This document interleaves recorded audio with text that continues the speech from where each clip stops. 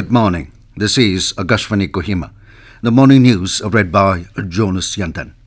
Chief Minister and Minister in charge of Finance, Neiphiu Rio, has termed the budget 2024-25 as people-centric. Addressing post-budget press conference yesterday, the Chief Minister said the government has taken up 20 new initiatives for the welfare of the people. He said GST revenue collection continues to benefit the state, stating that the state revenue has increased a little bit, mostly from GST. Rio said a budget which prioritizes infrastructure development, investment promotion, entrepreneurship development, and local economic rejuvenation also introduced a landmark welfare measure, the Chief Minister's Universal Life Insurance Scheme, to be fully funded by the state government. Emphasizing the need to generate more revenue, the Chief Minister said the state government plans on the exploration of the state's rich natural resources such as petroleum, minerals deposits, precious stones and cobalt after due consultation with the people. Pointing out the expensive affairs on exploration, he however informed that the Government of India is willing to help the state.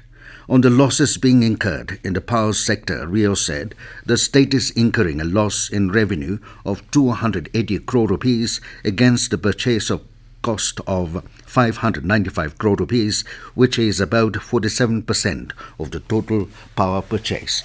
Citing power theft, non-payment of bills, and tampering as major challenges in the state, he said despite government's efforts to introduce prepaid metering in the state, communities continue to refuse for installation of prepaid meters. Rio therefore urged for collaborative engagement of all citizens to mitigate such losses. The Chief Minister also informed that the state will be holding the urban local bodies elections after the Lok Sabha polls and that e-roll revision is under process, out of which funds has been sanctioned.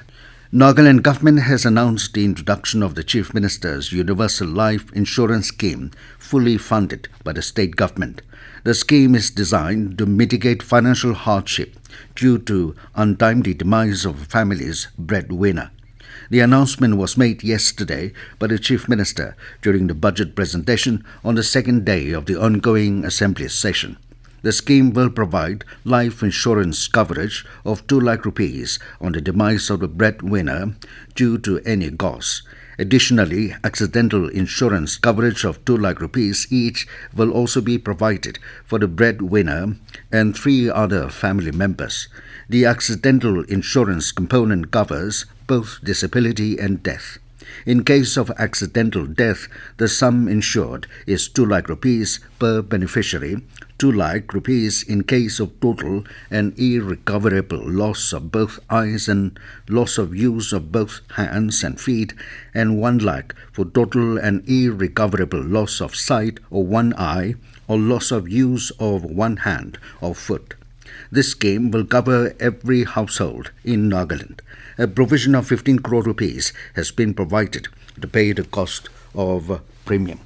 Deputy Chief Minister and Home Patton has assured of the state government's fullest support for the protection of the traditional land of the Naga people and for an amicable resolution of the dispute concerning traditional lands by our tribal bodies.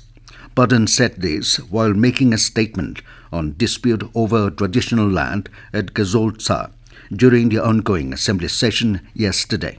He said as far as land ownership status between various neighboring Naga villages are concerned, it is the traditional boundary which existed for several generations and stands above political boundaries which have been laid down without any consideration of traditional land boundaries.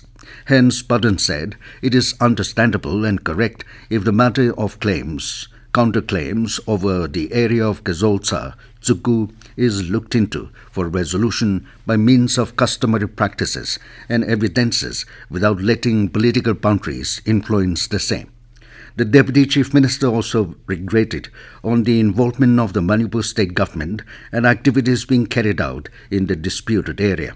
While welcoming the withdrawal of the prohibitory order, Patton urged all the civil society organizations concerned and those from Manipur with the TPO to take further steps and measures and hold discussions for amicably resolving the matter.